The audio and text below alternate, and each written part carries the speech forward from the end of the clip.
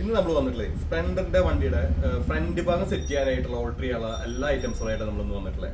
ആദ്യമായിട്ട് നമുക്ക് കാണാനുള്ളത് നമ്മുടെ ഷോർട്ട് ബാർ ഹാൻഡില്.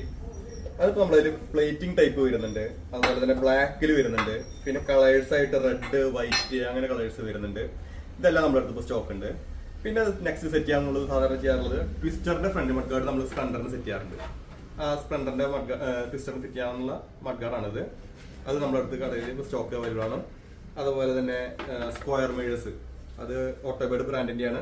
അത് ലെഫ്റ്റ് റൈറ്റും എല്ലാം നമ്മുടെ കടയിൽ ഇപ്പോൾ സ്റ്റോക്ക് ഉണ്ട്. ഇപ്പോൾ സിംഗിൾ വേണമെങ്കിൽ സിംഗിൾ ആയിട്ട് നമുക്ക് കിട്ടും.